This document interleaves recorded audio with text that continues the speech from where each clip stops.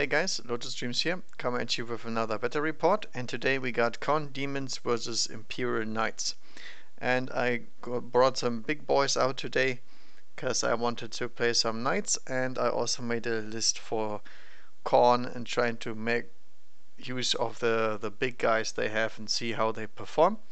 Especially since some Bloodthirsters got way cheaper and we see how they are doing.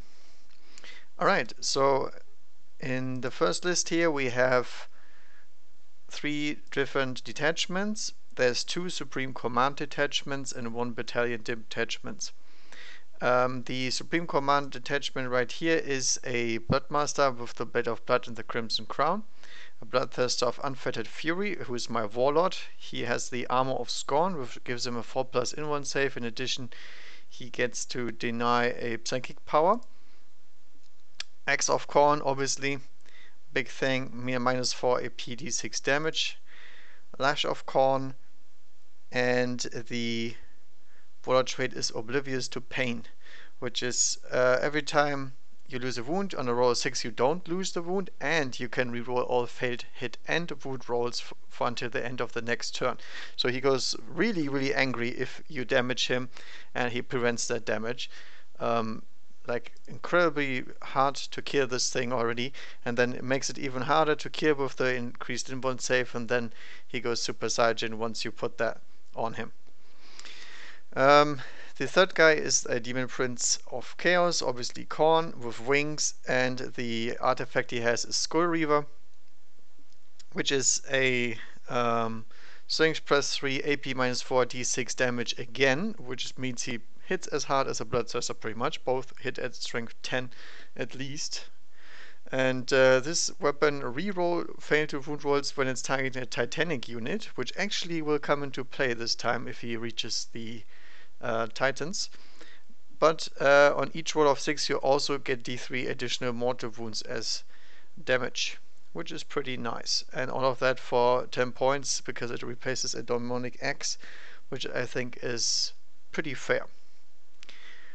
The Crimson Crown on the Bloodmaster means every Khorne demon within 6 inches that makes a wound roll of 6+ in the fight phase can make an extra attack against the same target using the same weapon as usual. So repeating attacks on 6s basically. The next detachment is a Alpha Legion detachment, also Supreme. As I said, I already set them up. So here's a Chaos Lord, Terminator Armor, Combi Flamer, Chain Fist. A Sorcerer with just a basic 4 sword and pistol. He knows, obviously, as you can see in the back there, some additional movement for that bad boy over there. And he also has the +1 attack, +1 strike, I think. I don't know. It's Diabolic Strength, I think.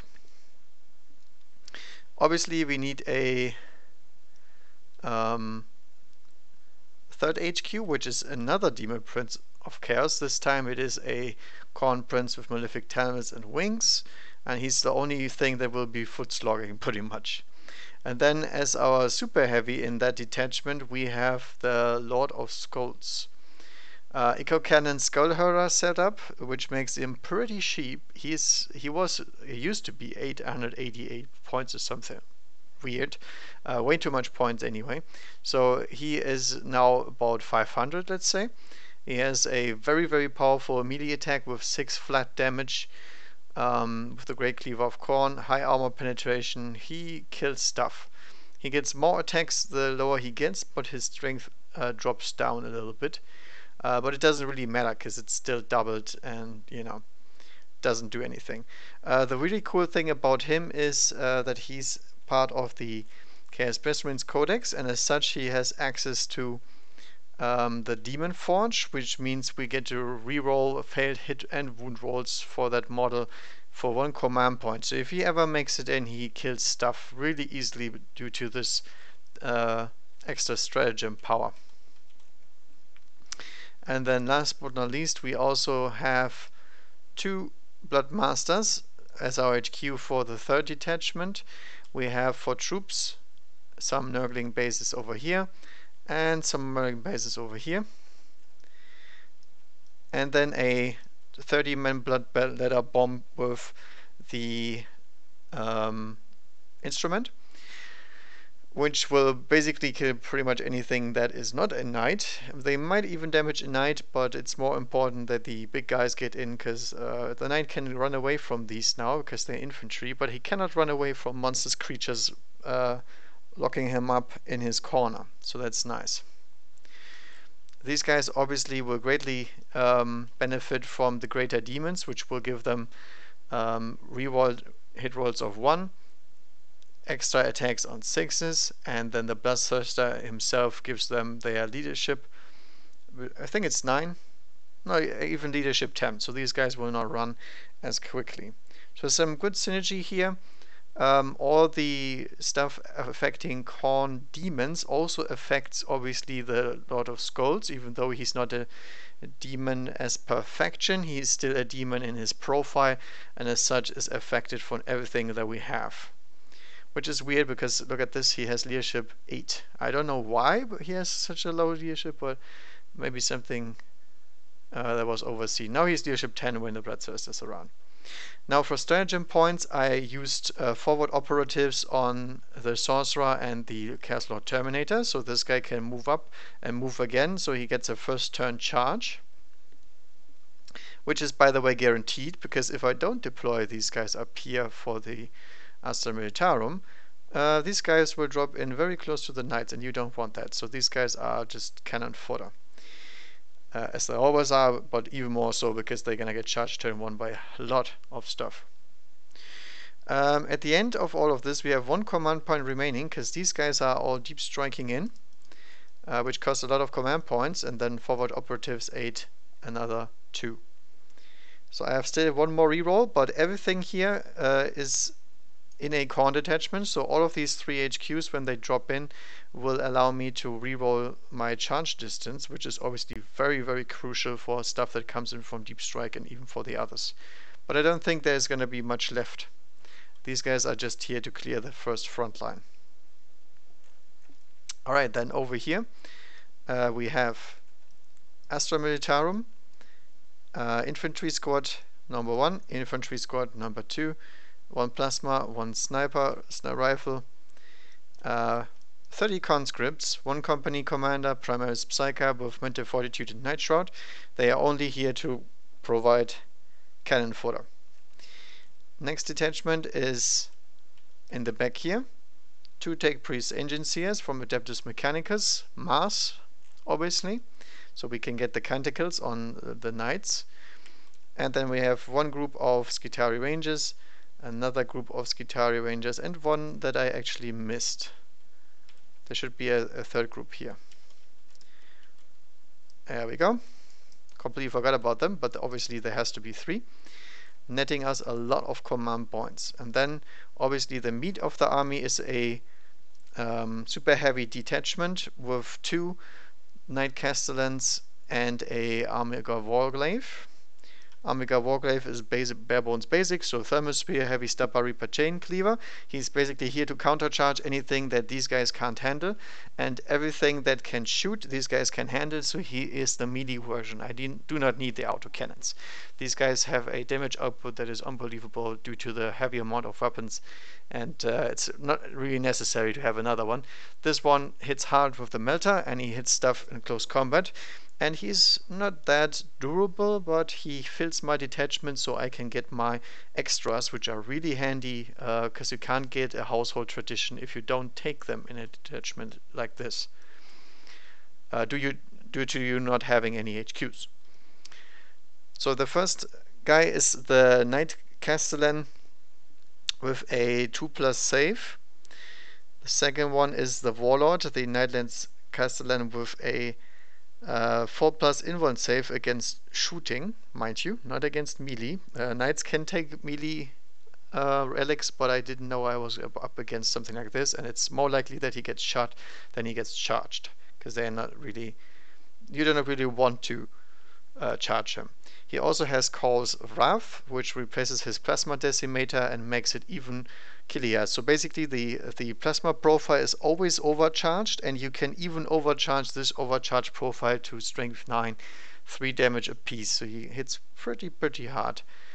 Obviously, I had to take the Exalted Court ×1 and the Heirlooms of the Household ×1, so they can have both artifacts, and they also have an additional Warlord trait.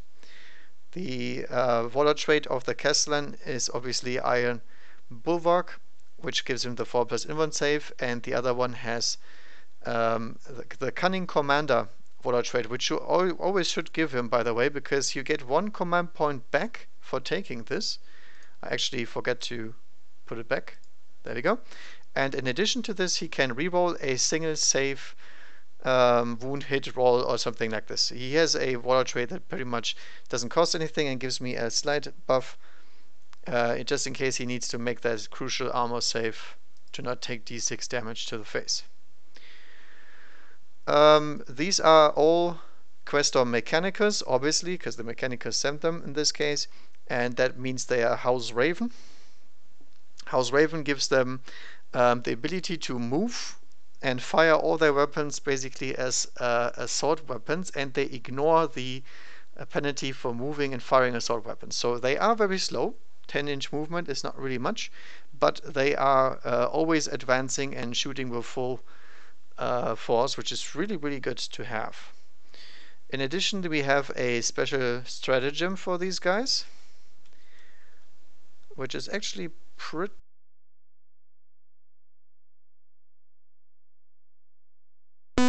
There is. We get reroll all rolls of 1, which is powerful because it says everything that's a 1, not just hitting or something, it's everything. So if my weapon rolls a 1, he would reroll that with a command point. Now you can just spend 2 command points up front and he will reroll everything, which is nice. The idea behind this is this guy will be taking this stratagem, but the second guy doesn't have anything, which is why we made him a Knight of the Cock. So he will be able to get Canticles of the Omnissiah for 1 CP per round, which will net us another rerolling hit rolls of 1 at least, or maybe Shroud Song or whatever we want to. The Knight actually gets some benefit out of this because it is a Mechanicus house. They also get Rotate Iron Shields as always, but these are Dominus class Titans, so they get to pay 3 points and not 1 for rotating Iron Shields. So that's pretty nasty. That's a lot of CPs. But talking about CPs, we still have 15 CPs left after all of this, because we have 2 battalions. We have a super heavy, which is another 3 base, and 1 additional from the relic. So that's a lot of command points to play with, and they have some pretty nasty support on their side with the other stuff that can also try to get something. The Skitarii and detachment being mass detachment also allows me to roll 2 dice and apply both of these canticles, so one of them will have 2 canticles in addition, which is really awesome.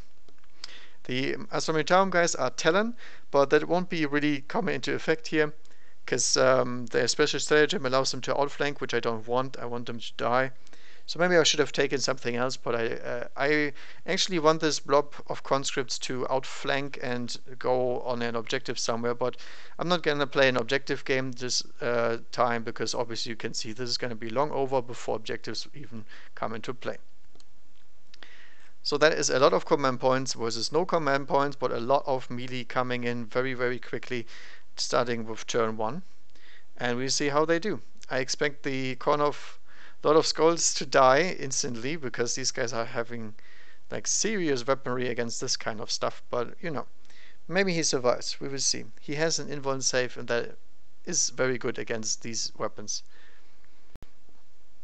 I already rolled, obviously, because there's some stuff happening here.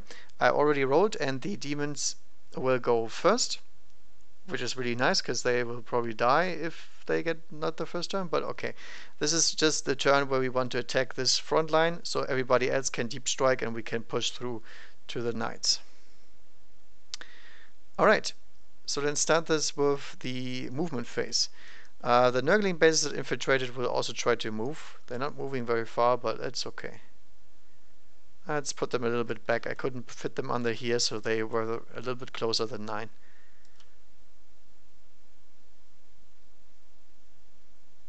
They're just skittering forward. Then the Lord of Skulls is gonna move 10 inches forward because he's not that fast. He's a little bit beefy. Demon Prince will just flap behind this building and maybe get some line of sight blocking going on. Yeah, looks pretty good. So he will probably survive the onslaught. The Bloodmasters here will also advance, I think, because why not? They're not really that important, but might as well get them out of the field. Because we're not playing kill points. Playing annihilation, pretty much. 11 inches is a decent roll, and then the second one goes 2, 3, about here. There we go. We're not dropping in any of these reinforcements, I think, because it's not really a point to do so. We could drop in here and then charge here, but we don't get to the Armiger. I made sure that I don't do that. So no point in dropping these. These will drop the next turn later. But let's go on with the movement. So Chaos Lord and Terminator Armor is going forward. Sorcerer will not go forward because he has to be in range to cast a spell, which is 3 inches. So the Lord of Skulls can get into combat. And I believe that is it for movement. There's not really much moving here. Alright, Psychic Phase. Sorcerer will try to cast what's it called? Warp Time. The Khorne Lord of Skulls is actually a Heretic Astartes unit, so we can target him. And that goes off on an 8. Khorne likes it. Denying is not a range, so he will move his additional 10 inches. There we go.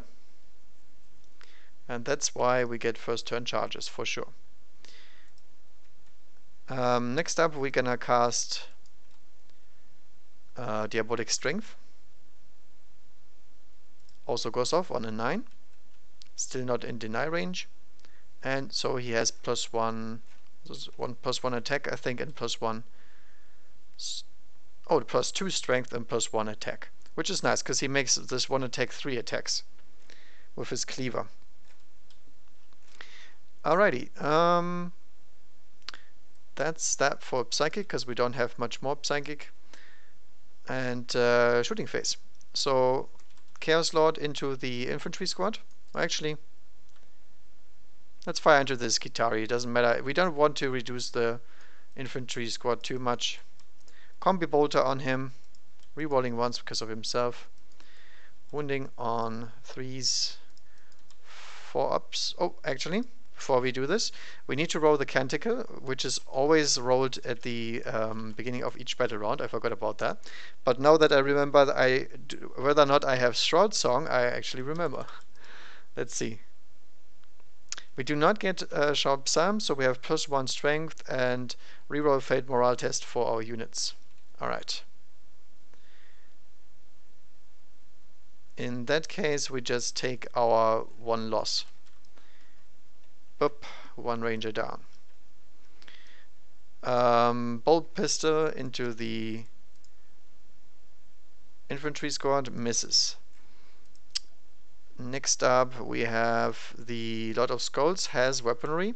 I think we're gonna put that into the Armiger, because the Armiger is actually pretty nasty if it reaches us. We could also try to go for his Skitarii, but I don't think that's necessary.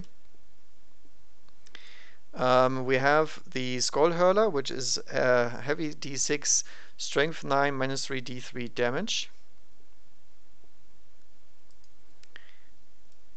Could also try to make the conscripts run away, which is also pretty good. I think I'll do that because it gets 2d6 against models with more than 10. Yeah, I'll put it into the conscripts. The conscripts might run away because the Psyker didn't get do his shenanigans. So 2d6. 8. Khorne likes it. Um, excuse me. Hitting on 3s. He ignores the planeties because he has a, I don't know, Titanic demonic vehicle or something like that. Wounding on 2s, and that is 1, 2, 3, 4, 5, 6 dead.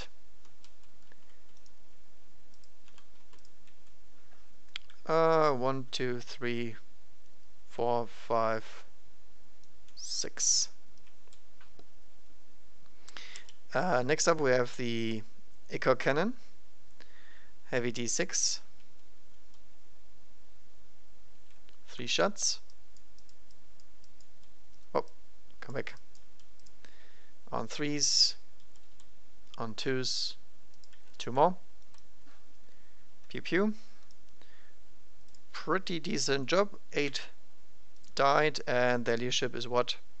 4. So that is pretty decent. We reduce some of the meat shield because we need to get to the good part over here and remove the squishy stuff first. Alright. I think that's all my shooting because I don't really have much shooting whatsoever. So we go to the fun part, to the charging part. I think the Nurgling base will declare a charge against this infantry squad, and they will obviously overwatch. There is 3 guys in rapid fire range because one of them is a sergeant. So we have 3 plus 10. 2 hits. 5s, I believe. And that is a wound on a Nurgling base. Ouch. Actually, disgusting resilient. There we go. We are Nurgly. Nurgle doesn't feel no pain. Doesn't feel no pain? Does feel no pain. There we go. Alright, distance. 7 inches. Nurgle likes it. We're gonna try to go a little bit around the side if we can. Like so. And still be within 1 inch. There we go. So now that the overwatch is gone, we can also charge with the Chaos Lord Terminator armor. 8. Khorne likes it. He can crawl under through there, so that should be fine. Actually, he cannot, because he doesn't have auto raise. There we go. So 1 inch away from him. Like so. And then the Lord of Skulls also will charge 6 inches straight through. Actually a little bit more to the side, so we get direct collision course to the knights. Okay. Demon Prince cannot declare a charge, he's too far away. And then this Nurgling base into the infantry squad. We have a plasma gun. I should have declared overcharging, obviously, because I want the extra damage on the Nurglings. Nurglings are squishable, so if I get something with more than damage 1, they don't get their disgustingly resilient. That's the point. Wounding on 2s and a demon save. No. So that Nurgling base takes 2 wounds. And then we have Sergeant with a grenade this time. Frag grenade, 4 shots. 1 hit, wounding on a 5. Nothing. And then we have another 8 infantry boys. 3 hits so far. And then rapid firing, obviously.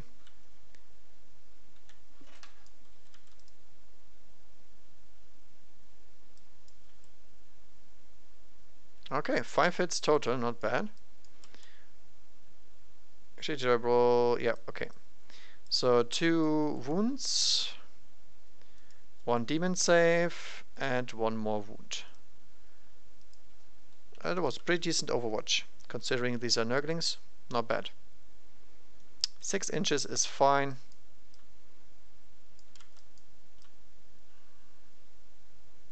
Over here. Alrighty. So first of all, I will fight with the Chaos Lord. He will pile in quotation marks. So he's exactly a little bit around this guy, because this is the closest, and you always have to get closer, so to say. And he will fight. How much attacks does he have? He has 4, right? Yeah, 4 attacks. Hitting on 3s, because he has a chain fist. Ouch, that is not good. 1 hit, 1 death. Let's kill him over here. Oh, actually, no, then he gets to consolidate around me. Let's kill this guy. Next up is the Nurgling bases. 4 attacks from these. Yeah. Strength 2. So not really wounding that well. Do we get to reroll because of these claws? No, we just reroll 1 rune warlords of 1. Okay. I never fight with these, I just realized. So 4 ups. Ew. Not a good roll. And then 5s and 6s rerolling 1s. Ah, 2 of them. And 2 of them dead. Let's kill these 2. Oh yeah, they should have, by the way, they should have moved around. As always, like so. Just so they end up closer to this gun line. Okay. This Nurgling squad over here.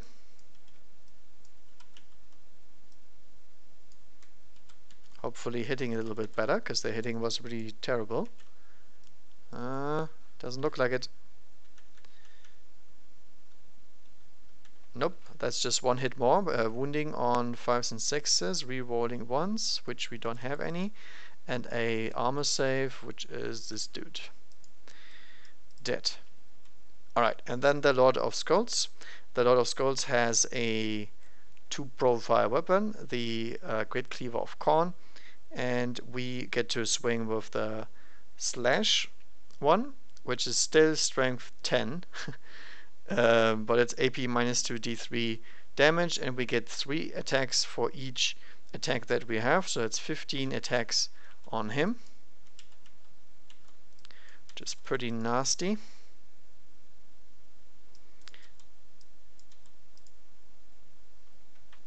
And we hit on 3s. I don't know why this thing is hitting on 3s, but basically because it's a demon engine. That's probably the reason why. Okay, are we affected by any Loki? I don't think so. No, because the Khorne demons are still in, still away. And then we're wounding on 2s. My goodness, that's a lot of 1s. Still, that is 1, 2, 3, 4, 5, 6, 7 of them dead. 1, 2, 3, 4, 5, 6, 7. Okay. And that was that squad. Consolidating 3 inch closer. And I guess this squad now fights. I don't think we will pile in. I think we stay where we are, so we don't give any room for any deep striking demons, which we don't like. That means we get to fight with 2, 3, 4 maybe. Ah, it's pretty decent hitting. Wounding on 5s. Demon save. Disgustingly resilient. Hey, we killed a Nurgling base. Excellent. What's the leadership? Leadership 7, so it doesn't matter. They can't lose anything. Alright. No more leadership to do because they all died, and dead people don't take leadership. And that was it. So pretty much as expected, the first line got killed, and we pushed a little bit forward into the territory. And now the guard will have to do their job and push them back, and the knights will try to evaporate that Khorne monstrosity in front of us, which way they probably will. I mean, they are pretty good at what they do. All right.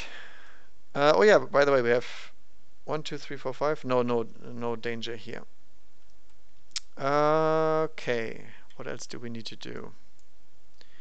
I don't think I need to declare anything else. So it's just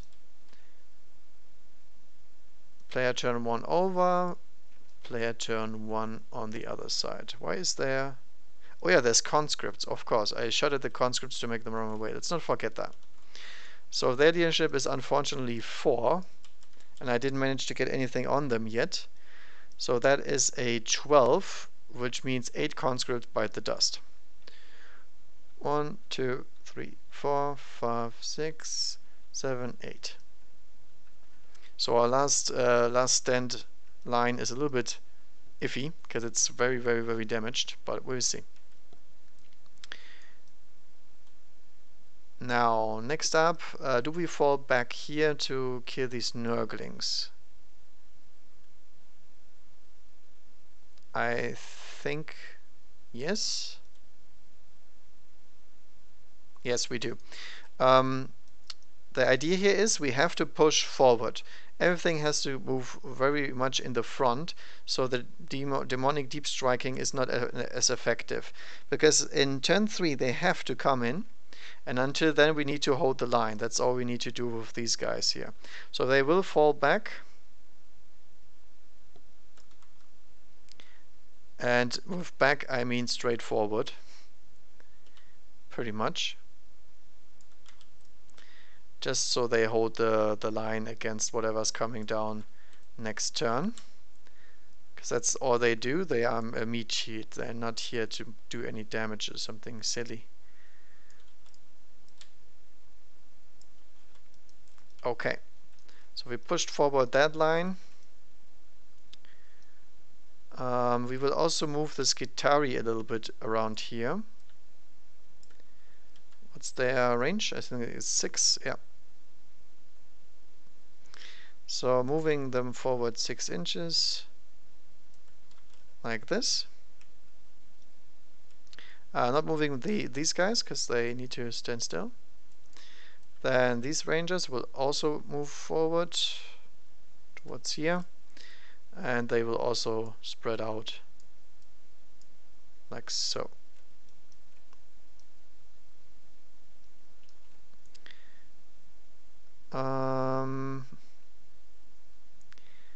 Conscript blob I think will stay put.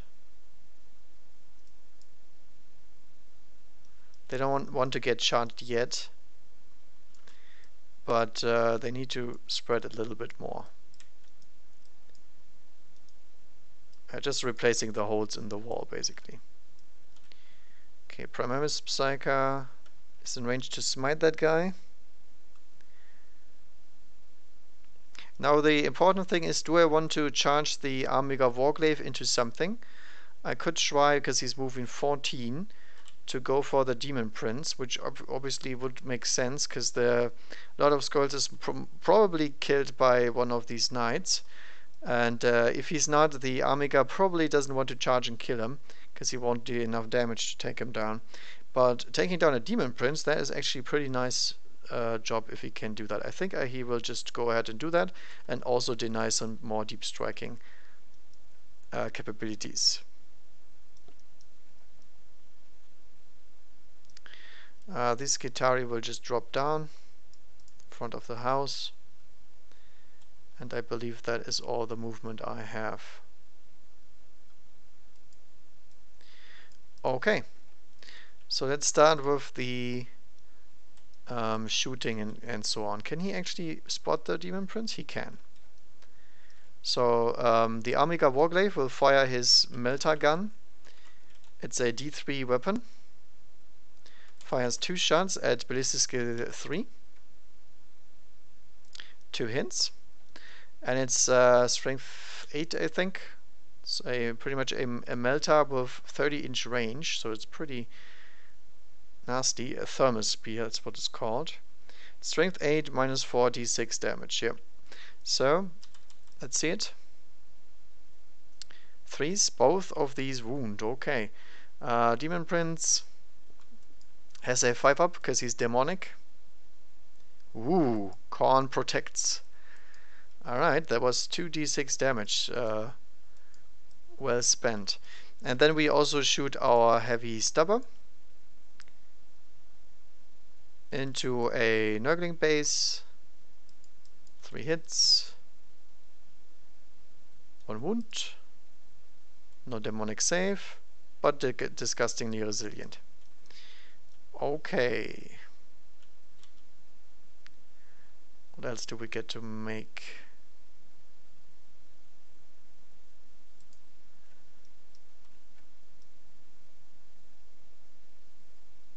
Yeah, these guys can't fire because they fell back, but the Skitarii Rangers can fire.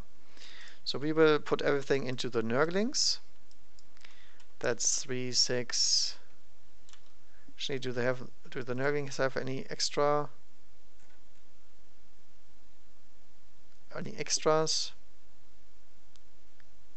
No, not really. Alright.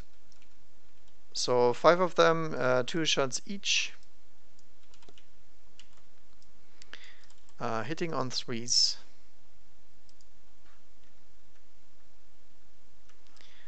And wounding on 4s. 6s are 2 wounds each, I believe. Already shoot with their normal guns because they all die. Galvanic rifles.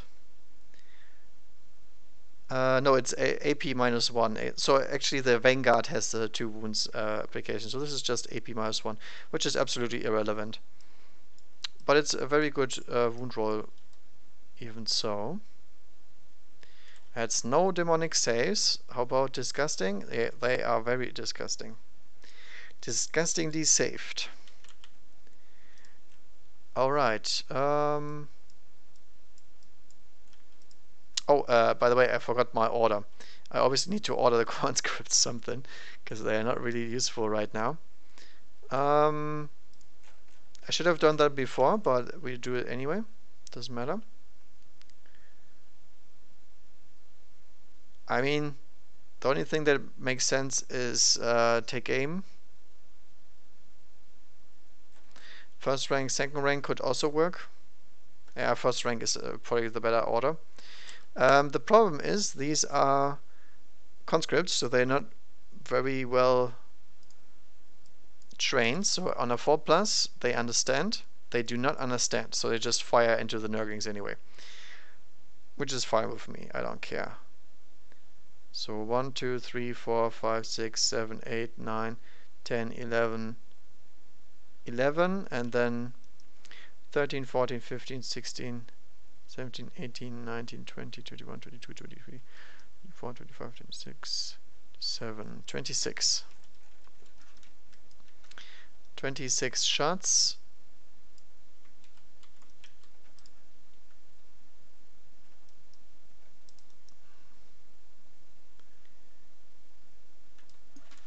And all of this stuff is probably hitting on 5s, right?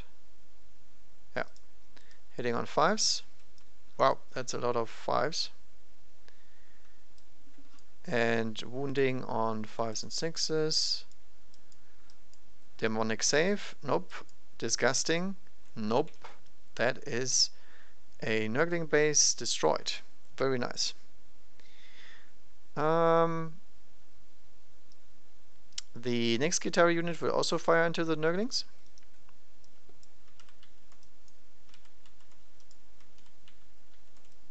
Same profile as the others, because they don't have the Transuranic Arquebus. Alright, hitting on... Actually... Oh, they're toughness 2. I'm always treating them as toughness 4. That was a mistake on my part, sorry. So they should take some more damage. um, Regardless, 5 ups. And 5 ups.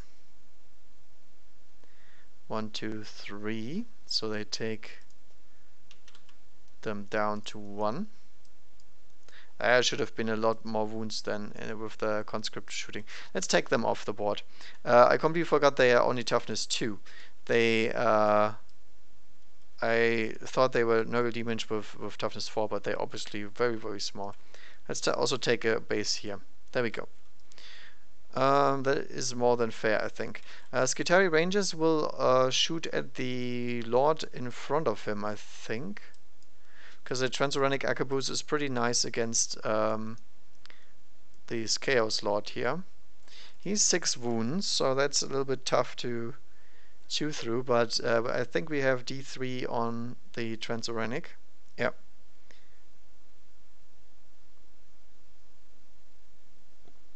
Okay, so we have 2 shots with the special long guns. Yeah, just 1 hit. Wounding on a 3. Nothing. And then we have another 3 dudes. Rapid firing with their galvanic rifles. Everything hits. And 1 wound. Which is saved.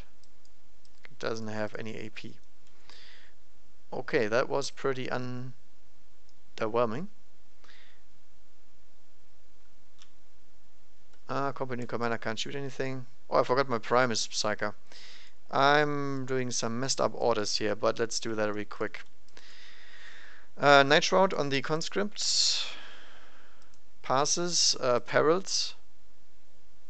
Takes 2 wounds. Night Shroud. Went to Fortitude. Sorry.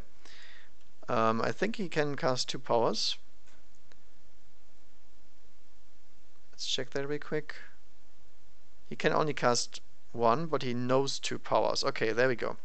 That makes sense. So only on a 12 doesn't matter. Mental Fortitude goes off anyway. Obviously, I don't want them to run away. I don't care about them getting hit if I only have 1 spell. Anything else? I think that's all we have for now. So now we can shoot with the knights and do the damage. Let's declare this stuff. We have 2 twin melta guns which are not in range of pretty much anything. If they ever are in range, we are in trouble anyway. But we have 1 rocket. So 1 Shieldbreaker missile goes into the Lord of Skulls, and then I'll fire all weapons at him as well. So 2 twin Siegebreaker cannons, the Plasma Decimator, all the good stuff. Alright, let's shoot the missile first. We can only shoot them once, 1 of them per turn. Whoops, sorry. It hits. And let's check the profile real quick. Shieldbreaker missile is strength 10, so wounding on 3s. That's a wound. It's AP minus 10,000. But there's one important thing about it. It's AP minus 4, but it ignores invulnerable throws. So that is a minus 4 is a 7, so the Lord of Skulls doesn't get any saves whatsoever because his armor save is only a 3 up. That means this is a flat d6 damage into his face. And that is a 6. Ouch. And we're only getting started. Next up, I'm gonna fire the lance, because the lance is the volcano lance. Because obviously it is the hardest hitting weapon that I have. It's d6 shots. Maybe I should have called the stratagem on him, but I will reroll this with my normal command reroll. 3. Hitting on 3s. Ouch, that's 2 hits. That's not good for him. AP minus 5, I believe. It doesn't matter. It is his invuln save for sure. And the strength is 14. So not quite enough. Winning on 3s. Alright, he has to make these, otherwise he takes 3d6 damage or something stupid. Way too much. And that is probably him dead, because that's how these things work. Volcano Lens is 3d6 damage, and it would, by the way, it would also reroll failed hit runes against him. So, yeah. No, 3d3 damage.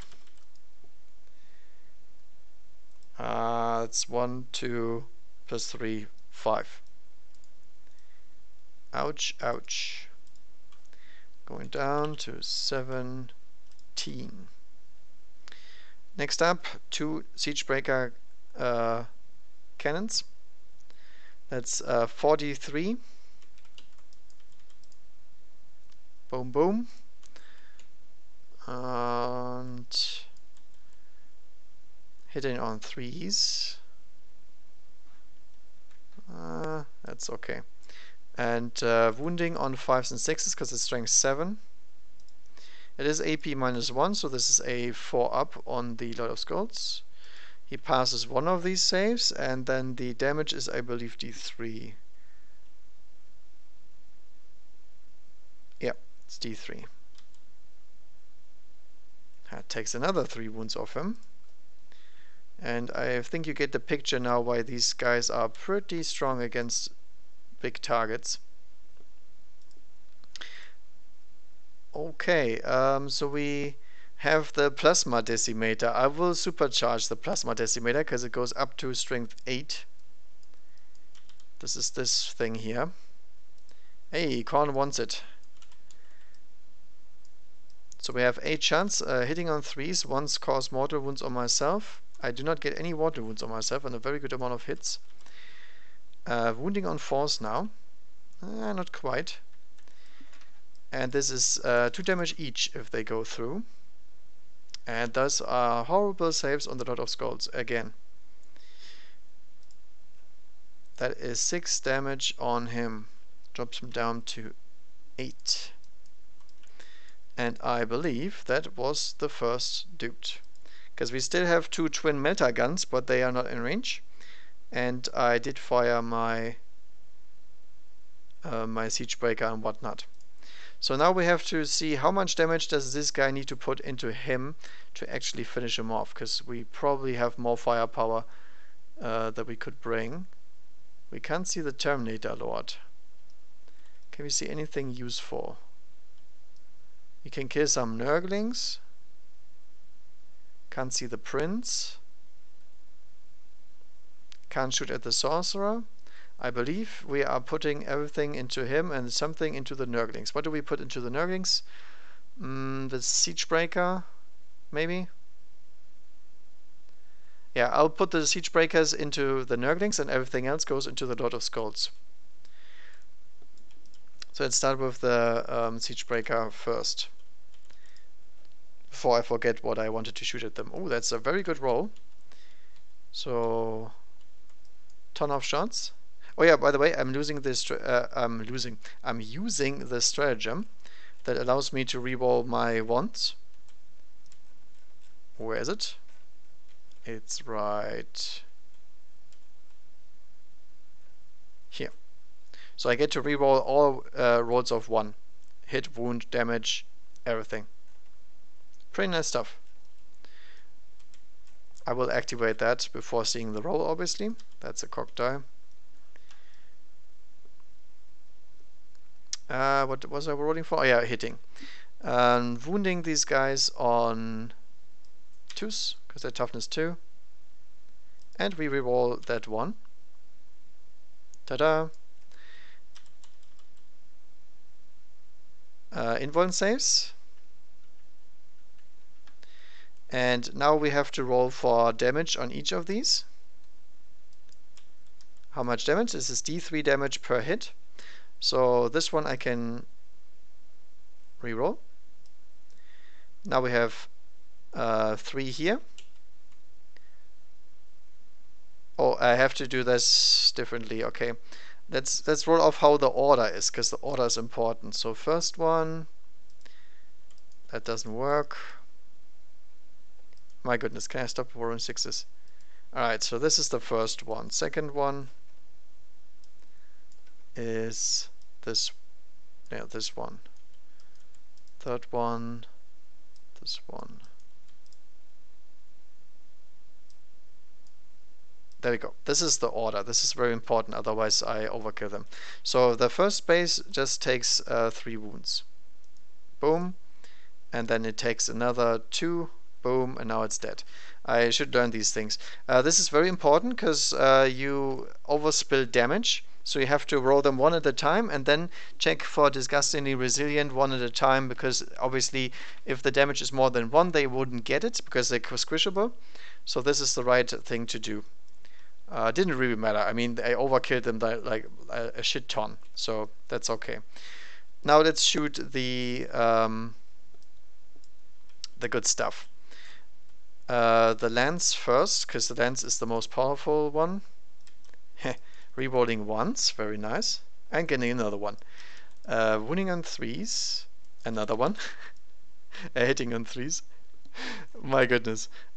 That's how many ones? 5 ones in a row? That was not a good lance, that's what I'm trying to say. Then let's go with the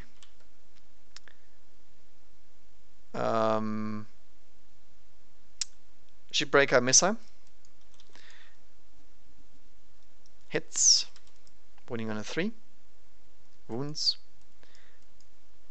No invuln saves allowed. D6 damage. 3 damage. Boom.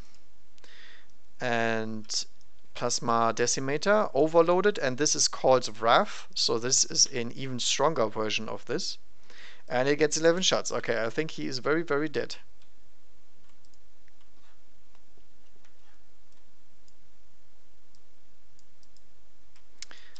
Hitting on 3s. Ones are rerolled and then mortal wounds.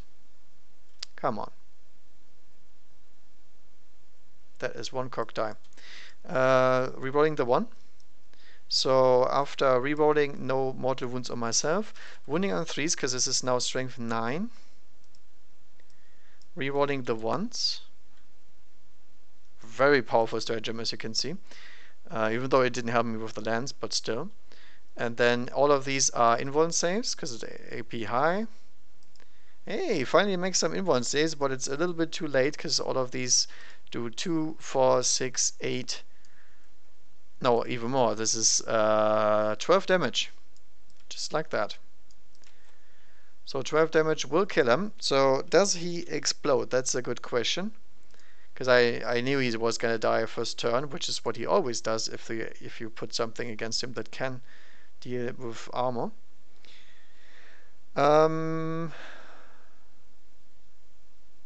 Oh, he only explodes on a 6.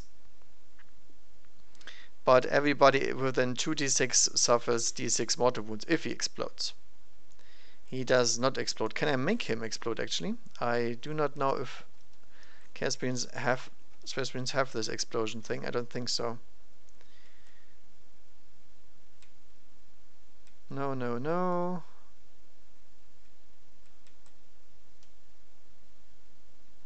No, we can make him explode, unfortunately.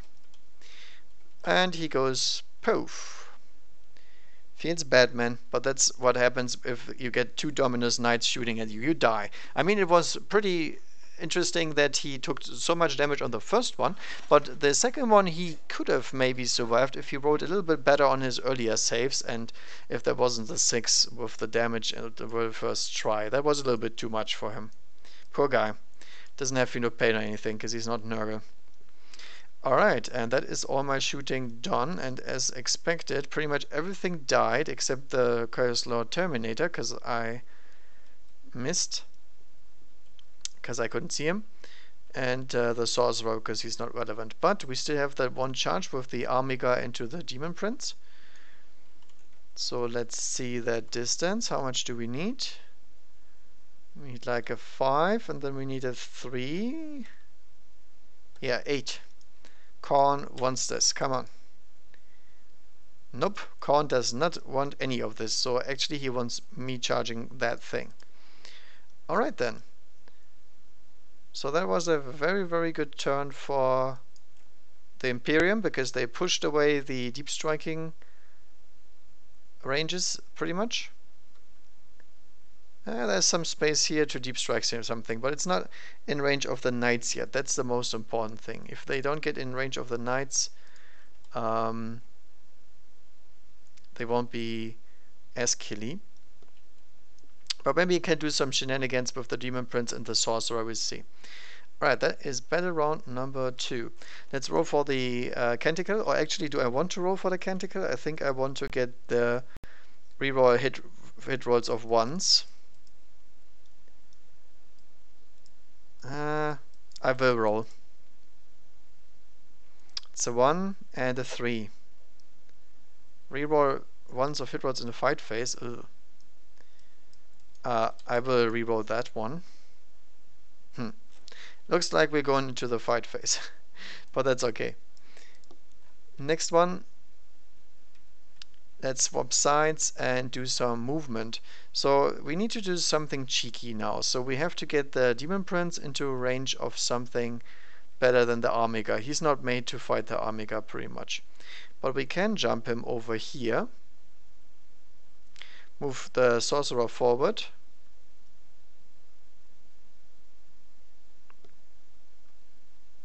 Do we want to advance the Sorcerer?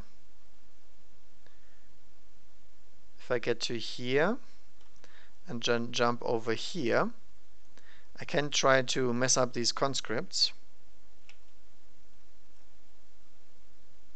And I think I like that. So I'm gonna advance the Sorcerer first and see how far he can go. A whopping 7 inches.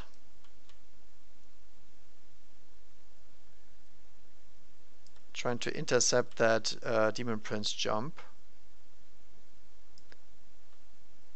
And he will jump only as far to get within 3 inches of him and use warp time on him.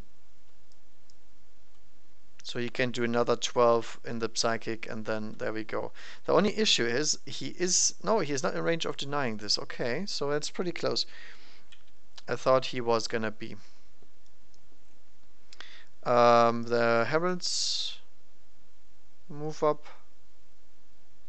Not really in range of anything, but they get there. Better than doing nothing. And the Chaos Lord will probably try to use these Skitarii units as a jumping board and try to charge into these and then make it into this combat. And that is movement. So now we have the end of the movement phase, and now we drop in the big dudes. Where can we drop the big dudes? Let's see if we can actually sneak a Demon Prince behind enemy lines here. It's gonna be a little bit tough, I fear.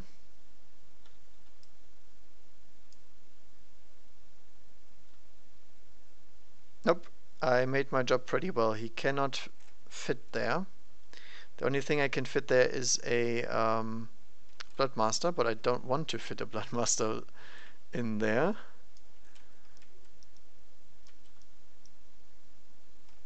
These Skitarii are still very, very close, but not as close. So we could drop him over here.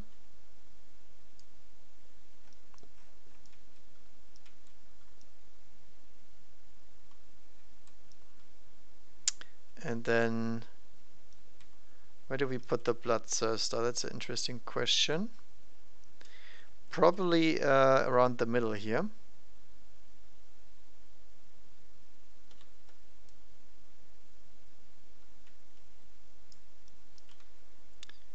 And then we have to stay away, very far away. These Skitarii are really, really bad for my deep striking capabilities at the moment. But that's always the case. If we can't get rid of the front line first, you have some issues later. So maybe I should have done it differently. I think I will keep the Bloodletters in Deep Strike Reserve still. Do I drop the Bloodmaster? Probably, because we need to get rid of these pesky Ranger squads. Then if he gets too late to the party, it doesn't even matter.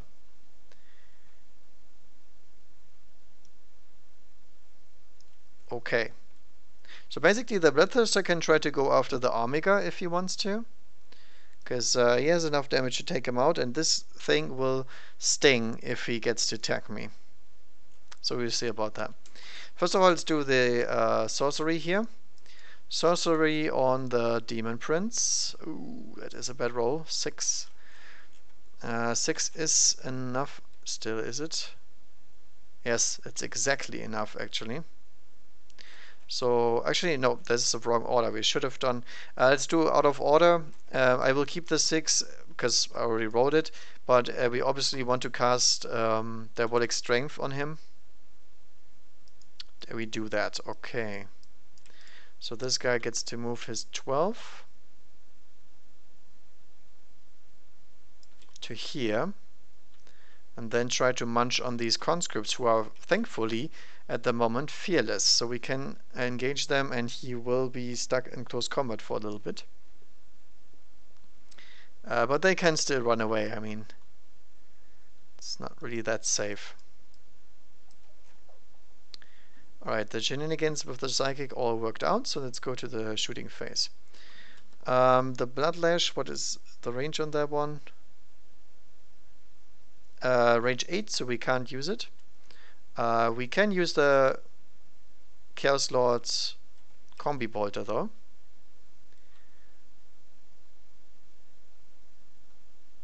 I don't want to combi the Rangers, I feel. I'll put the Combi Bolter into the Skitarii over here. 2 hits, 3 to wound, 4 up. That's a death. No shooting here. Do we have a Warp Forged Bolter on somebody? Yes, this guy should have a bolter. So this one is shooting at these guys as well. Rerolling hit rolls of 1 because of himself. And it's a wound and a death. Plink. Sorcerer can't toss a grenade, but he can fire his bolt pistol. Hits, wounds, death. I don't want to kill the Alpha, to be honest. Let's kill this guy. Because they will make the charge no matter what because of the Chaos Lord here. What else do we want to do? Don't think I have any more shooting left. No. That's all the shooting I have. So, charging. First of all, I will charge the Chaos Lord into this Skitarii unit. Yeah, only in this Skitarii unit. So they will overwatch. 6s, not bad, 3 of them. And force. And AP nothing, so 2 ups. And he's fine. Distance. 8. Khorne is still enjoying this stuff. So he goes his full 8.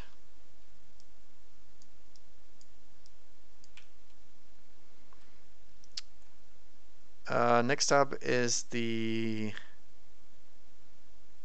sorcerer. Why not? He's gonna declare a charge. Or does he really want to take that? That's not a good charge for him. Let's do the Demon Prince anyway. So the Uranic Arquebuses do not do anything. And then 1 shot in Overwatch hits and doesn't wound. We need a 9 to make it in, because it came from Deep Strike, and that is a 12. Holy moly. So he can go for the guys on the roof, actually.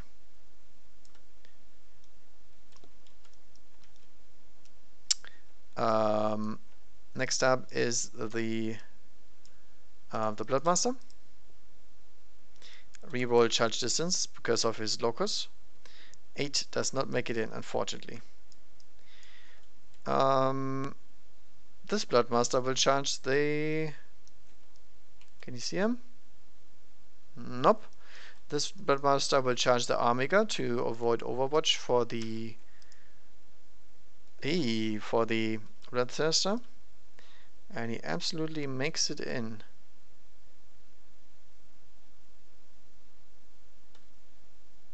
Like so. Bloodthirster going second. 7 is not enough. Have to reroll that. Aye, that is a very bad roll. And then the Bloodmaster's probably dead. Next Bloodmaster. Rerolling. My goodness, these guys are using up all the good charges for, and the Bloodthirster doesn't do anything. Oh well. Sorcerer. Into these guys. Makes it on 11. My goodness, these guys are dead. Does he make it in here? No. Like so. And then the Demon Prince into the conscripts, company commander, and primary psyker, I guess. Although he can't really get past them. So we're just gonna call the conscripts, I think. There is 1, 2, 3, 4, 5, 6, 7, 8, 9, 10, 11, 12, 13, 14 conscripts here.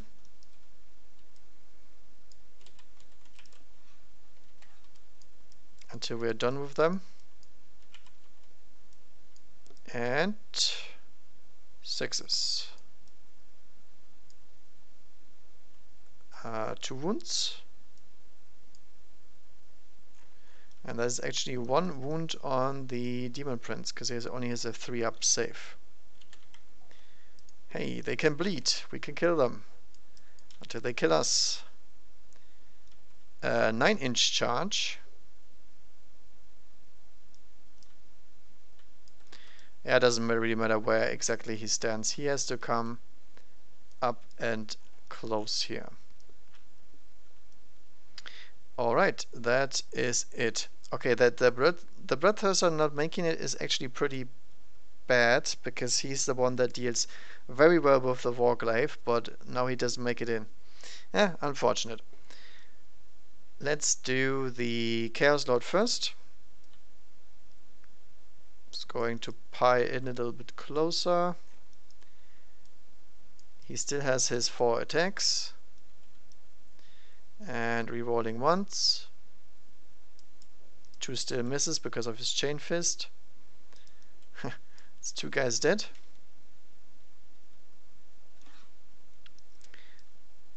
Sorcerer will pie a little bit and fight. 3 attacks, 3 hits, 3 wounds, and 3 deaths. 1, 2, 3.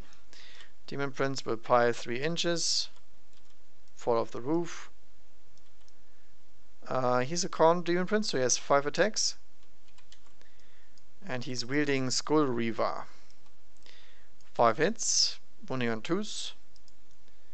And they are dead. Who would have thought? Oh yeah, consolidating. We need to consolidate the Sorcerer a little bit closer to here.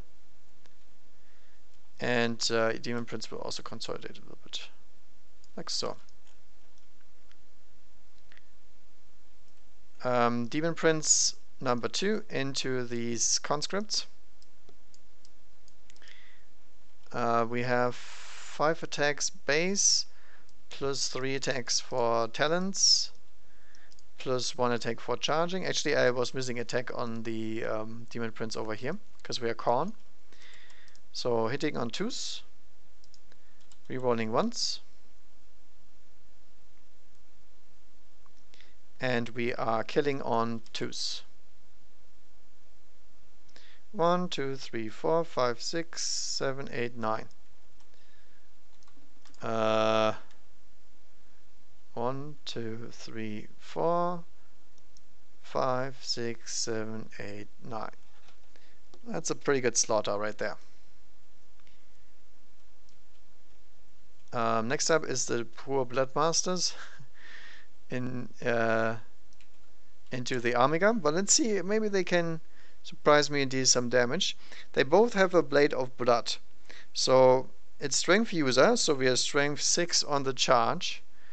It's just not really that much, but it's pretty decent. How much toughness does he have? He's toughness 7, unfortunately. But thanks to the Crimson Claw, we get on these wound of 6s, we also get additional attacks. And we have... Actually, we have strength 7 because we have unstoppable ferocity. And we have 4 attacks each. So that's 8 attacks, because Khorne likes that. And we are hitting on 2s, I believe. Yep. Hitting on 2s. That is not good.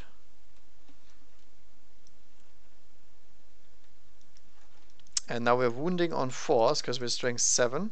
Base strength 5 plus 2 for charging and our own ability. Wow, that was a terrible roll.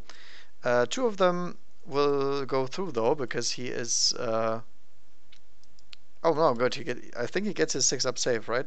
They are -3. Yeah, that is very unfortunate. So one is safe with the 6-up save, and this one does D3 damage. 1 damage, my goodness.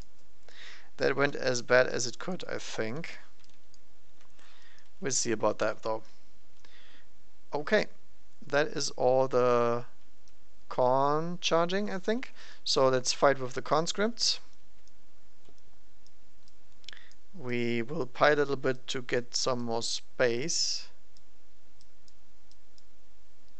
Then we have 4 attacks, I think. Doesn't really matter. They're not relevant. 1 hit, nothing. 3 Skitari into the Chaos Lord. Not even a 1 to reroll if it's Batman. There's a wound though. And that's a save. Any more combat? This guy. And these are out of combat. Okay, so the Warglaive gets how many? 4 attacks. With his chainsword. Win-win. Hitting on... oh, actually, sorry. 2 of these on this guy, 2 of these on this guy. Hitting on 3s, and I believe wounding on 2s, because it's strength 10 or something. Okay, that is not... that's no damage whatsoever, but this one here is a 5-up in-1 save for the Bloodmaster, which he doesn't do, so he takes 3 damage, I think, flat. There's a lot of damage, these little chainsaw thingies. Reaper Chain Cleaver deals 3 damage flat. Yep. Actually, I should have gone for the sweep profile, right? I'm not sure about that one. Okay, let's put this guy down to 1.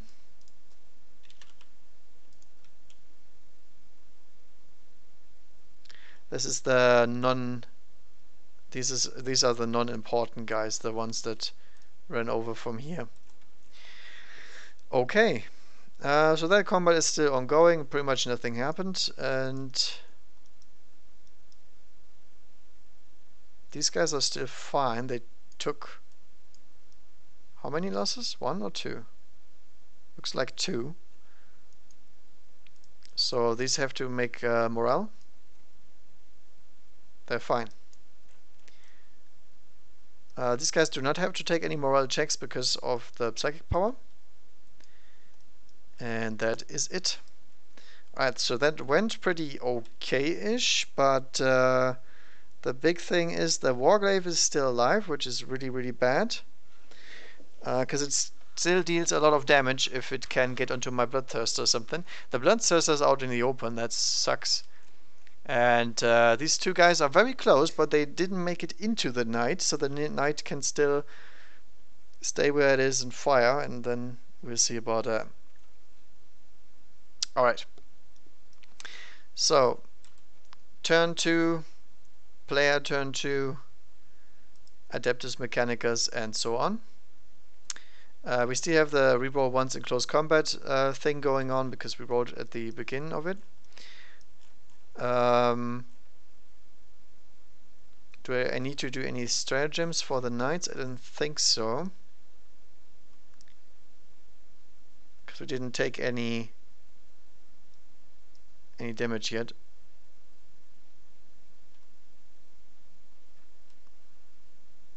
No, not really. So the idea here is we have to clear away these 3 targets, and if we manage to do that, we are pretty much good to go, because these things here are really nasty, but they can't really deal that well with 2 knights, and they can't lock them in close combat. They can step over these infantry units and then just fire them into oblivion the next turn, because they produce enough wounds to kill infantry anyway. They are very powerful against big targets, but they can kill these bloodletters pretty easily. So first of all, these guys will obviously fall back in such a way that they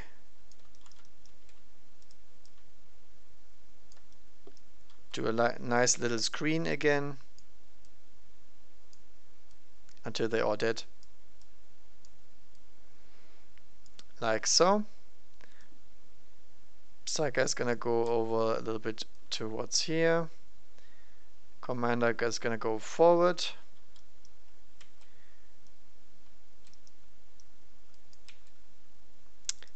These rangers here are also moving forward a little bit, just so we spread out and maximize our shielding. These guys will fall back.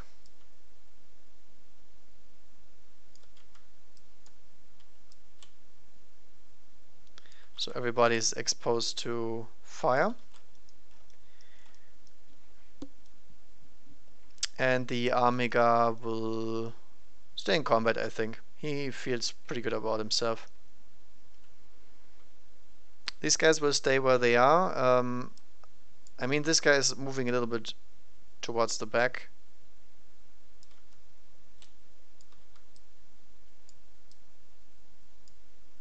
Because we are more worried about deep striking in our back lines now than we are in our front lines. Like so. And that means we can go on with the psychic stuff. Alright, so Primus Psyker is going for a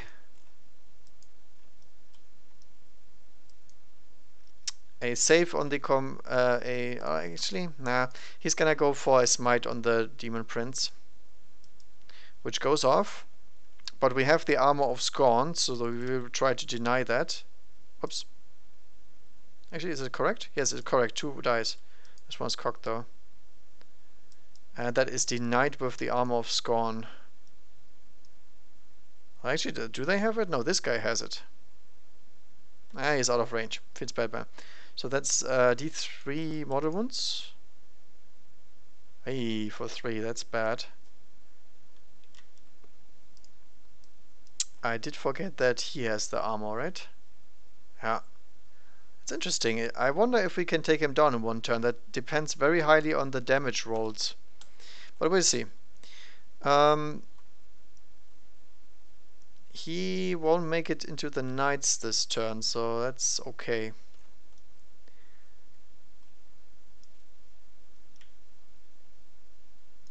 Anyway, back to shooting. We will put the stratagem active again that rerolls me the 1s onto the Knight Lancecaster then this time, because he has called Wrath and I rather do not have him overloading. We will put Call's Wrath into the Demon Prince and everything else into the Bloodthirster, I feel. Yeah. I will do it so. So 2d6 from Call's Wrath. It's a 9 shots. These knights are really performing great statistic-wise at the moment. Hitting on 3s, rerolling 1s. No mortal wounds on myself. And then we got strength 9, so wounding on 3s, rerolling 1s. Very good, and that is 1 mortal wound even, I think. There's something weird Let's look at Call's Wrath. No, I'm only dealing mortal wounds to myself. So each of these wounds is 3 damage each. That's the big problem. And that guy is very, very dead. Then the siege cannon. Actually, I should have put the melter into him. Whoops. Talking about overkill. 46 siege. So that's 3, 3, 3, and 1. Hitting on 3s, rerolling 1s. And wounding him on, what's his profile, 6? Toughness 6? No, it's toughness 7, so wounding on 4s. Ooh, not very good with the wounding, rerolling 1s though. And this is 4 ups. And he makes all of these. Okay. Brothers are going strong so far. Now comes the lance. Ooh, 6 shots. That is probably his end. Hitting on 3s. Rerolling 1s. And this is strength 14 or something stupid. It's too much. Pretty much. Volcano Lance is strength 14. Correct. So it wounds him on 2s. Ouch. Is the Bloodthirster a Titanic unit? I don't think so. He shouldn't be. No, he's not a Titanic unit, so I don't reroll wounds at least. So wounding on 2s. Rerolling 1s. And that is 3d3 damage for each of these that he fails. Fortunately enough, he has a 4+ invuln save. And I think I will... No, I can't use Warp Search because I already spent too much command points. Uh-oh. So these are 4+. Ow. I believe he's very, very dead. So this is 4 4. How do you call this? So for each of these I have to roll 3d3 basically. So the first one is 6 damage. The second one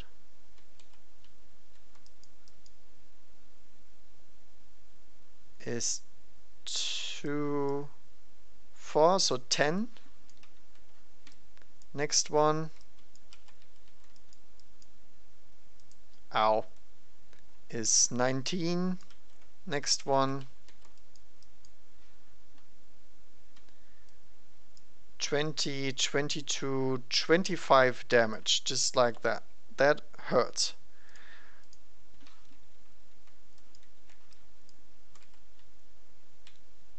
One, 2, 3,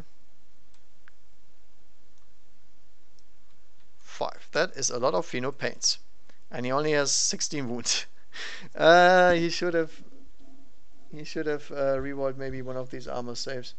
But that is, I think he's dead anyway, even if I rerolled that one.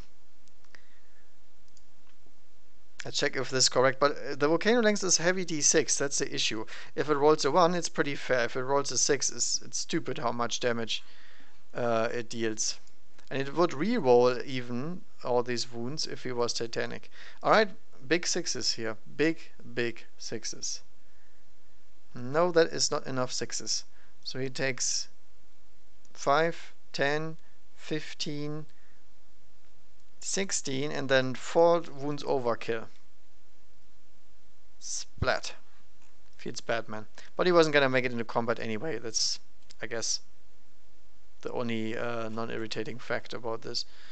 Alright, next up, the Dominus Knight into the Demon Prince, the Chaos Lord Terminator,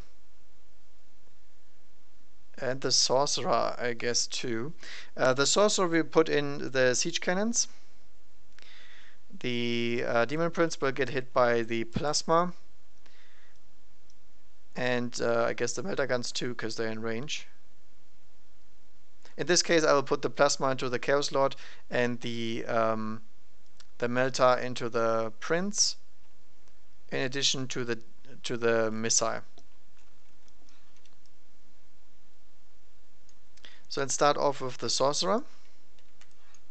Remember, this guy is not rerolling anything because he didn't use. I didn't use the right Canticle. Should have chosen one. But let's start with the Siege Breaker Cannon. That's a lot of shots. Hitting on 3s. And wounding him on 3s because it's strength 7. With a 4-op armor save. And he is probably dead. D3 damage each, and that is 7 wounds on the sorcerer, and he goes bye-bye. Next up, twin-linked plasma. Twin-linked melta something something. 2 twin melta guns. 3s. 2s. Oh no, I'm shooting at the Demon Prince. So that's 3s actually. I'm not in half range, so I'm not rerolling. He fails his save, d6 damage, 5 damage in his face. Boom. The cannon. Oh, actually no, the lance. Always lance first. 4 shots with the lance. Hitting on 3s, wounding on 2s because it's 14. Hopefully he makes some invuln saves. He does. I will reroll this one with my last command point, and I make it. Hallelujah. Let's see if he can actually tank this stuff. So now the Siege Breaker hits, does wound. No invuln saves against this. 2 damage. Oh, well, we're lucky. We're on 1 wound remaining at the skin of our teeth. What else do I have? Do I have a heavy stabber, by the way? No, I don't.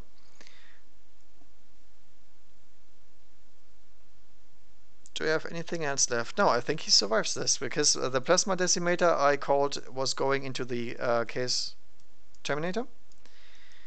And the Plasma Decimator will overcharge, obviously, 2d6. It's an average 7 hits. 7 shots. Hitting on 3s. No 1s. And wounding on 2s, because it's strength 8. And all of these are 4-up corruption. And that's 2, 4, 6 damage. Kills exactly the Terminator Lord in 1 volley. Alright, so much for the night stuff. Now, did I shoot with the Galvanic dudes and everything? I don't think so, right? I also forgot my orders again, but I don't care. This will not make a difference. I think I didn't fire with this stuff, so let's fire these as well. Actually, no, they fell back. That's why I didn't fire them. There we go. These guys here can fire. 1 guy in rapid fire range means 4 shots from the Skitari.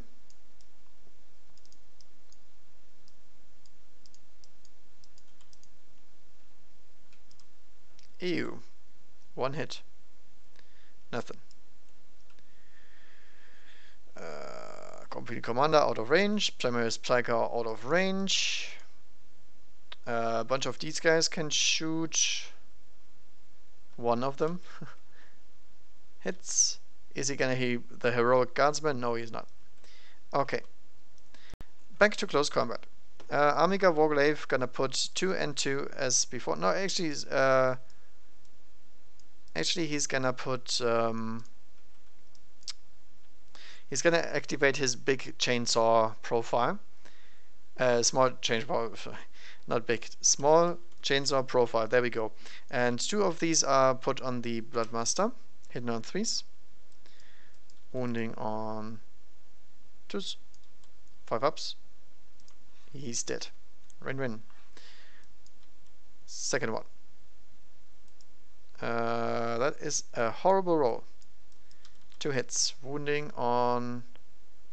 No, it's not actually 2s, is it? It's toughness? Toughness 4. Actually, it's 3s then. It doesn't really matter though. 5 ups. He takes 1 wound. Because it's a small profile. Then he attacks back with his Blade of Blood. 3 attacks. 4 attacks. When he charged. 3 attacks hitting on 2s, wounding on 5s and 6s. That's only 1 wound. 6 up. D3 damage. Hey, there we go. He puts some work into this guy. Boom shakalaka. Okay, that is that. So now we come to the probably last turn. Battle round 3, player turn 3, a bunch of bloodletters from the sky. The last hope of the demon forces. Coming in hot. Problem is, they're coming in hot way too far away, because these things are all still alive and still blocking my proper deep strike.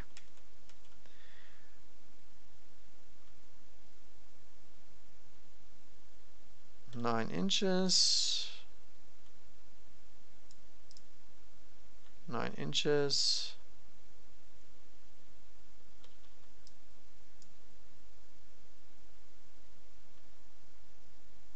Yep, that's pretty exactly where they can be.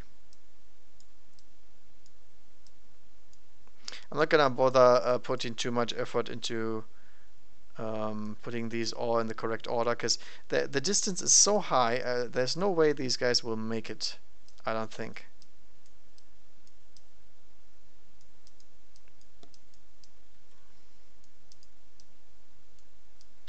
No way. Who's this guy? This is the Crimson Crown. Okay, so this guy will for sure advance. I need to move first, obviously, but I can do this order. It doesn't really change anything. I could pre-measure this anyway. But Master will stay in combat, and I guess the Demon Prince... What is he even gonna do? He's probably not gonna make it into the night, because he's just gonna die on the way in. I would like him to do that, though. But we don't have any shooting to remove this one conscript that's blocking my charge.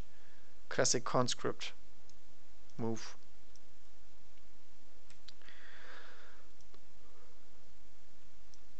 Nah, I can't make it in. So I'm just gonna go for the achievable target and have the commander's head in my collection before I go back into the warp. And then these guys will try to obliterate that Skitarii squad. Okay. Straight to the charging. Charging into the company commander. Overwatching. No hit. Got it. He is so dead. Boom. Coming closer to the conscripts. Hello guys. Hello guys. How's it going? And into the Skitarii. Overwatch. 6s. 2 6s. They're very good with overwatching for sure. 2 wounds. 2 dead bloodletters. Boom, boom. We need a 8. Actually, we have the big banner, which we will activate. We still need an 8, by the way. And we make it on a 9. Let's just throw everybody forward, except the Bloodbuster. He came with me anyway. Like so. He's gonna go back. And these guys here are way too far away.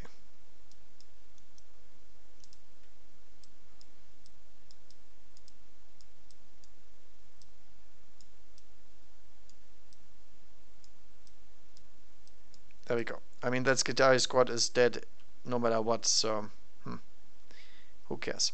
And he's too far away to give them the buff, unfortunately. Alright.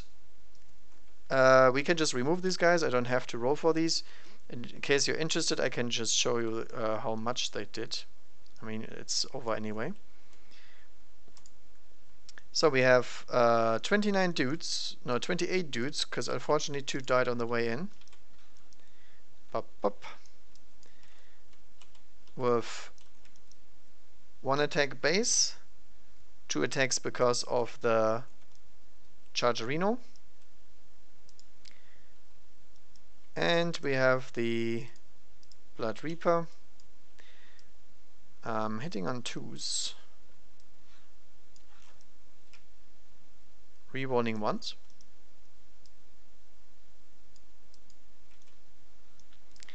And then wounding on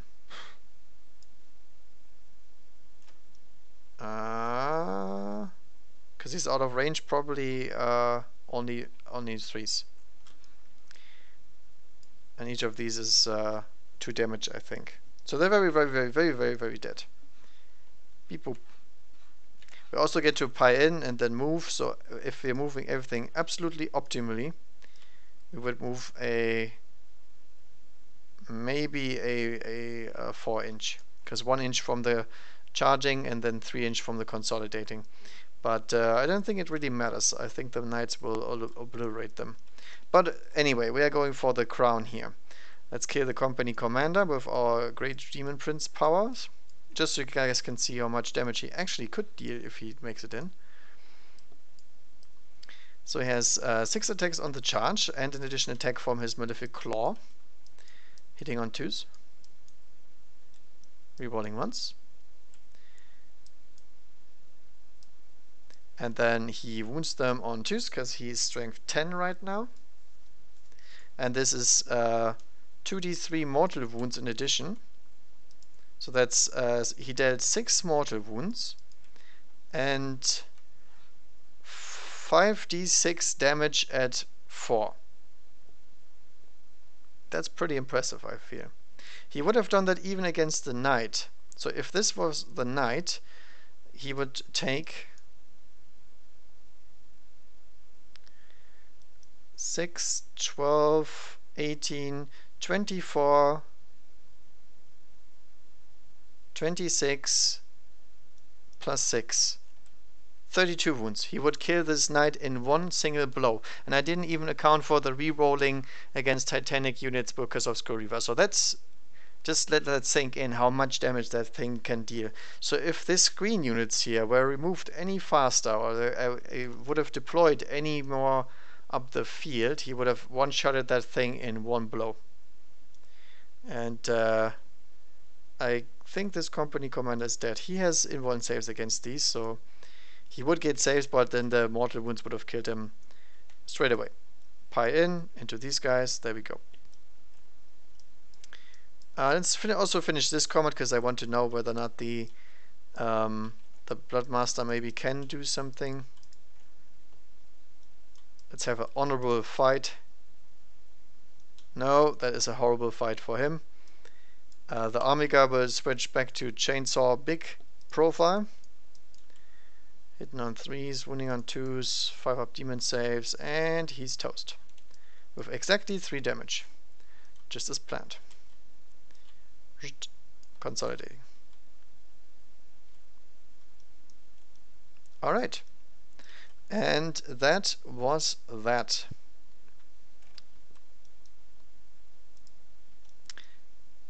Now obviously the knights will evaporate the rest of this, so I will roll this real quick. Shouldn't be long. This is 2 knights with 4 siege cannon shots. Let's see if they can make it with the siege cannon solo. I'll obviously pay my points for activating the stratagem again. I also will choose from last round the rerolling once finally. Just so we can have some nice rerolling and some nice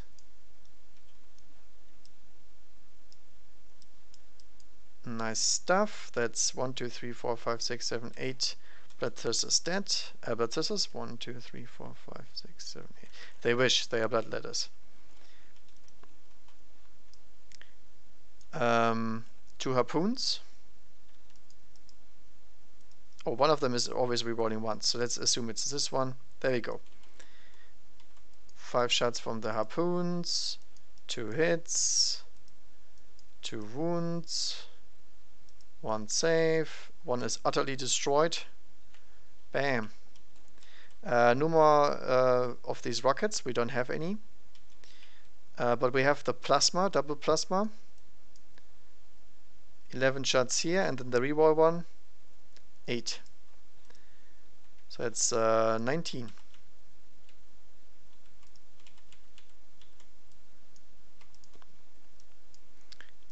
Once are mortal wounds. One mortal wound on either of these knights. I don't know which one. I don't care. Hitting on 3s. Oh, why did I even overcharge? Oh, whatever. Winning on 2s. Because they are toughness 3, right? Yes. So overcharging was unnecessary. 5 up defense saves. Not bad. Good demon saves and 8 die. Khorne is very happy about this. 1, 2, 3, 4, 5, 6, 7, 8. Alright. Oh yeah, these guys obviously broke from combat as always. Blah blah blah blah blah. There you go. Do we put anything into him actually? What do we have left? We still have 2 twin melter guns. And then we get to kick these guys in the face as well. Actually, let's make this right. Conscripts will obviously move out of the way, so we can kick some bloodletters around. There we go. That's the right way to do it, because obviously I'm not gonna spend all that stuff. So we're gonna put one set of melter weapons into the prince. Probably a little bit overkill, because he's very, very, very, very dead very soon. Yep, that is him dead with 6 and 6. 12 damage, so 11 damage overkill, but it's okay. Melter guns into the bloodletters. Hits. Wounds. Invuln saves. No. That's 4 dead. 1, 2, 3, 4. And do I have any more weapons? I don't think so. I mean, I have some pistols and whatnot, but I'm gonna charge them anyway, because Khorne wants it. That's a 10-inch charge. So we're gonna squeeze, try to get past them. Did we get past them? No, we just can't fit, we're too fat. Ah, whatever. I'm gonna go with my Titanic Feet. Titanic Feet made 3 hit rolls with each of those attacks. So that's 12 attacks from the knight. Hitting on 4s, because my weapon skill is horrible. And wounding them on 2s. Demon saves. 3 more are squished. Bop, bop, bop. They will then get to fight back. We have 4.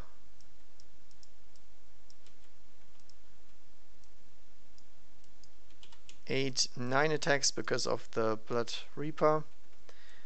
Hitting on 3s. Wounding on 5s and 6s. And that is 4. 5 damage. This is the 2+ version, so we have 5 up saves against these. Nope. Nope. So he still takes 5 damage to the face. As you can see, they chew very well on this stuff. You shouldn't underestimate bloodletters and whatnot. They could have killed these guys, but they took 2 rounds of night fire to the face, so that's not a good thing. Shouldn't happen. And after everything is said and done, we will activate our extra profiles. We got, what's it called? Thunder Stomp. Spend 1 command point on that. On a 4+, they take D3 mortal wounds. That's 3 mortal wounds, and 1 is remaining. Can I kill this guy with a stratagem too? I'm not sure about this.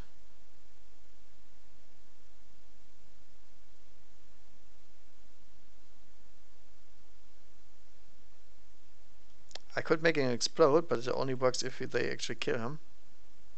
Death Grip unfortunately doesn't work, and Chain Sweep also doesn't work because we don't have any chain weapons. Oh well, he can't kill them, but obviously the morale will absolutely annihilate this unit because they lost 28 members. So let's see if reality blinks. No, it doesn't, so they are removed. And that is that. Alright, that concludes this battle report. Looked a little bit silly, but you have to remember this is the reason why Khorne is not very good. There is too much firepower on the board for the amount of points that I spent into a Lord of Skulls, for example. I have 500 points in that Lord of Skull. That is too much. I'd rather have even more Bloodthirsters flying around, because these things can deal tons of damage. Like the Demon Prince that I sent in there is absolutely capable of killing this knight in one round, which is absolutely stupid that he can do that, but he can. So in this case, we would require more targets for the knights to fire at, and more fighting power to find this little screen of infantry. We have to get some sort of shooting to deal with these pesky little forward units. So you could go for some more Alpha Legion, trying to infiltrate more units so the demon army can follow up, because the demons themselves don't have very good shooting, and that is why they can't make use of the stratagem of deep striking very well. Because if you are smart, like not like I am, but I deployed smart against all kinds of deep strike and whatnot shenanigans, and there was no way these guys would get into range. And these knights have a range of at least 48 inches, so there's absolutely no need for me to get out of my corner and fight. I can sit back like a sissy and fire all day, and as you can see, nothing can withstand that amount of firepower very long, even if it's monstrous creatures with 4+ saves, doesn't matter. This is not even the shootiest list there is. The tank commander list that I played destroys this knight list on first turn and on going second as well. So talking about firepower, this is not even the worst. But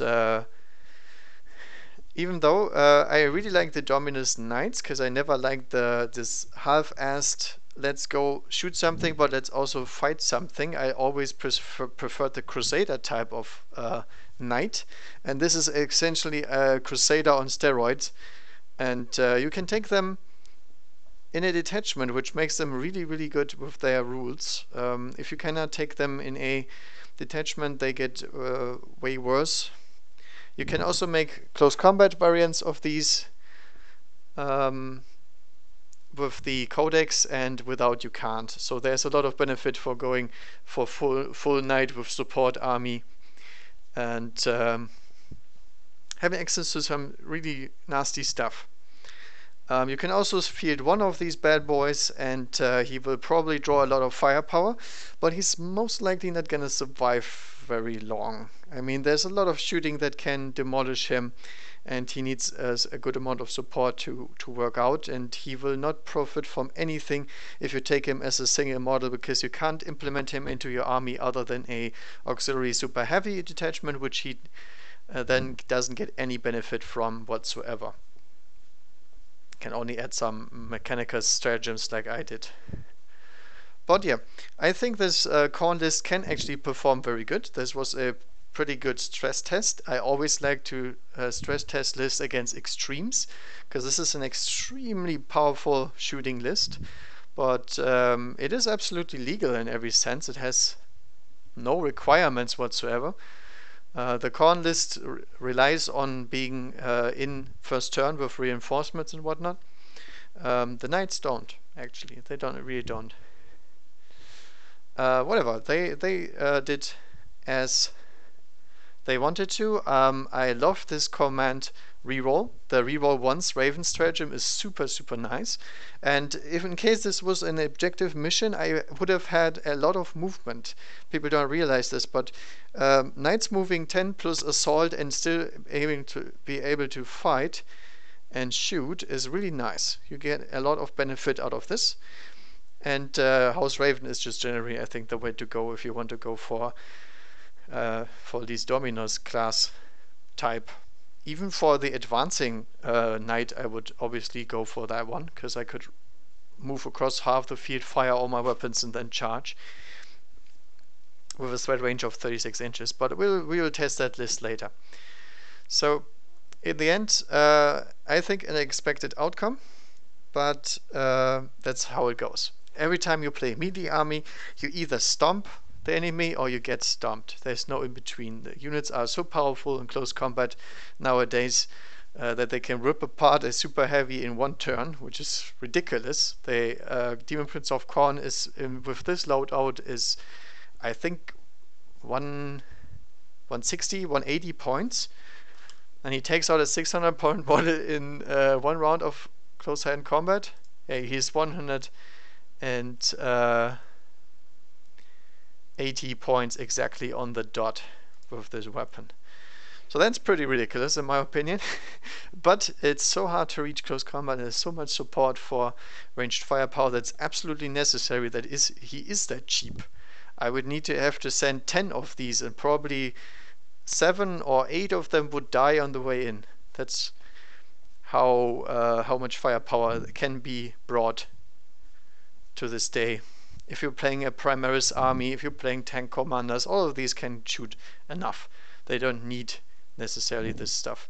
This will perform way better against Tau type of lists that use Riptides, because the Riptides oftentimes are the ones that try to tank the brunt of the damage with their own capabilities and drones. But I'm pretty sure this Khorne list would tear apart these type of armies, because they can't bring enough shield units like Astrometarum can, and they don't have that much range like a knight does.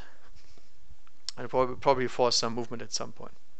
Alright, I hope you guys still enjoyed. It was the third time I think I played knights at all, so very interesting to see how they perform. You learn a lot about them by playing them if you want to play against them, so that's always a good point. And I don't really plan on playing much knights, but there's some interesting stuff you can do with them. You can go super aggro charge knight something, which I will also play, or you can go the super shooty thing. The in-between list I don't really like. They don't do what I want, either charging or shooting something. I'm always the extreme guy. I don't like the let's do everything at once really, really bad. That's not what I like. But whatever. Hope you guys enjoyed, and have a nice evening. Happy wargaming.